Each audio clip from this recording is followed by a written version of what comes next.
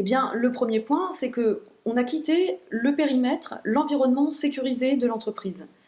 Et puis ensuite, il est plus difficile de segmenter sa vie privée et sa vie professionnelle lorsqu'on travaille chez soi, notamment parce que d'autres membres de la famille peuvent éventuellement utiliser l'ordinateur professionnel qui, lui, contient des données confidentielles.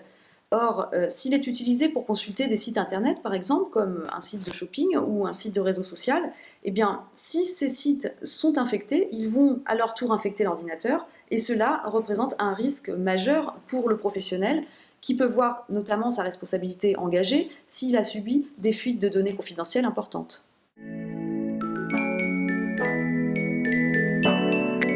Les risques aujourd'hui en termes de cyberattaques, finalement, ils viennent du fait que Internet devient le nouveau réseau de l'entreprise par défaut. La sécurité périmétrique qu'on a connue il y a 30 ans n'existe plus. Les applications ont migré vers le cloud, aussi bien les applications personnelles que les applications professionnelles dites métiers. Et il y a une porosité entre l'usage personnel et professionnel, notamment en télétravail, où bien évidemment, on peut aussi avoir ses enfants sur tous les types d'appareils, que ça soit un smartphone, une tablette ou un PC. Et la première connexion va être sur Internet, et c'est très difficile de contrôler le réseau Internet.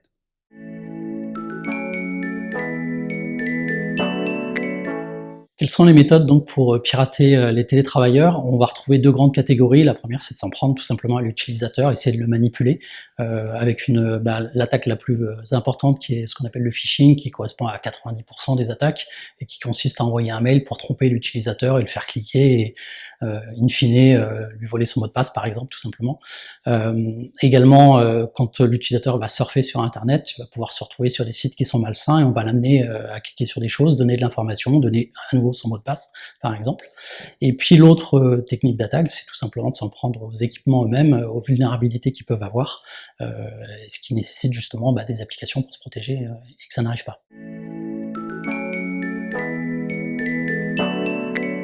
Alors les risques pour les utilisateurs, c'est d'une part de bloquer complètement votre appareil, que ce soit un smartphone, une tablette ou un PC, ou bien évidemment de payer de l'argent, puisque quand votre appareil va être bloqué, si c'est un ransomware, on va vous demander de l'argent, mais ça peut être une fuite de données. C'est-à-dire qu'une cybermenace, c'est un cyberattaquant qui va aller chercher des données aussi bien professionnelles que personnelles.